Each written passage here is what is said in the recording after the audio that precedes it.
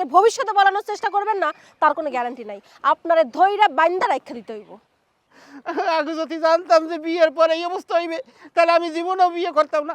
আর আপনি কি কইছেন আপনার বোন বলে নর্মভদ্র? আপনার বোন নর্মভদ্র? ও একটা দরজাল, ওটা ডাইনি। কি? আমি 10 সাল? আমি ডাইনি? আজকে তোর একদিনকে আমার একদিনকে দজ্জাল ডাইনি কারে কয় তোরে দেখাইতেছে। ভাইজান ধরেন আসেন।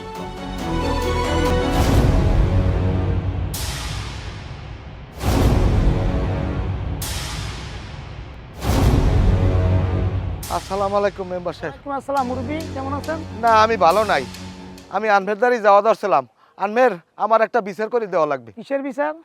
শোনেন, আমার পোলাটার আমি 1 সপ্তাহ আগে বিয়ে করাইছি। এই পোলার বউ আর হ্যার ভাই মিললিয়া আমার পোলাটার উপরে নির্যাতন করতে আছে। আমার পোলারে দৈনিক মারে, বাড়ির কাম কাজ সব করায়। এই বিচারগুলো আমার করা লাগবে।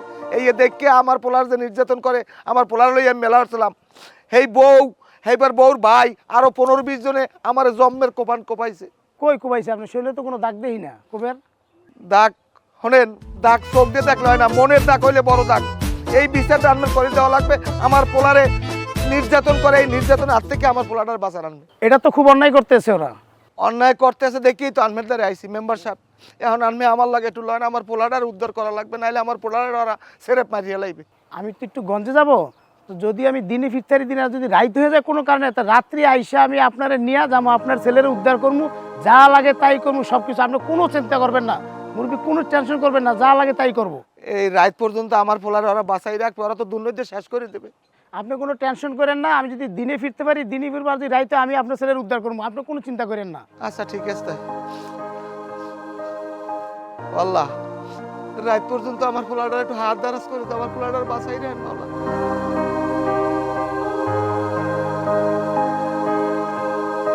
এসব কি? সে কি গরু না ছাগল? তার কোমরে দড়ি দিয়ে বাঁধা রাখছো? বাইন্দা রাখবো না তো কি করবো? দড়িটা যদি খুললা দেয় তাহলে দড়ি দিয়ে পালাবে। তোমারে খুইলা দিতে বসে খুইলা দাও। আর কি গরু না ছাগল তুমি বাঁধা রাখছো? বেদম জানি কোথাকার। খোলো খোলো। আব্বা, আব্বা আপনি আমার বাঁচান আব্বা, আমার এই যে লই যান, আনাইলে ওরা ওই বাঁধতে ওই আবার আবার আমার মারবে আব্বা। বাবা তোর কোনো চিন্তা নাই, আমি আইছি না, মেম্বারে আইছি না, এখন আর তোর কোনো ভয় নাই। মেম্বার সাহেব এমন বিচার করবে না গো, আমার পোলার উপরে যে নির্যাতনটা করছে না, এমন বিচার করবে না এই দেখে যেন 200 গ্রামের মানুষজন থরথরে এরকম কাঁপে। তোমরা জামাইরে বাঁধা রাখছো, তোমরা জামাইরে দিয়ে বাড়ির যাবতীয় কামকাজ করা, তোমরা জামাইরে বাঁধা রাখছো কেন? বাইন্দা রাখবো না তো কি করবো? হ্যাঁ রে, আমরা টাকা দিয়ে কিনা রাখছি। সে কি গরু না ছাগল যে তোমরা তারা টাকা দিয়ে কিনা রাখছো? আমার শ্বশুরে জোর কইরা আমাগো থেকে 4 লাখ টাকা নিয়ে গরু ছাগলের মতো হ্যাসেলেরে বেচতে দিচ্ছে। তার সাথে খারাপ ব্যবহার করবো না তো কার সাথে খারাপ ব্যবহার করবো? সে যদি আমাগো থেকে 4 লাখ টাকা না নিত জোর কইরা, তাহলে কি তার সাথে এমন ব্যবহার করতাম?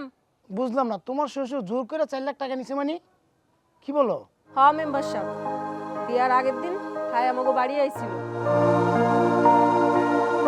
আমি সবই বুঝি, কিন্তু আমার যৌতুক লাগবে 4 লাখ। 4 লাখ টাকা যৌতুক লাগবো? হ্যাঁ 4 লাখই লাগবে, এতে কোনো আমি একটাও কম নিতে পারবো না।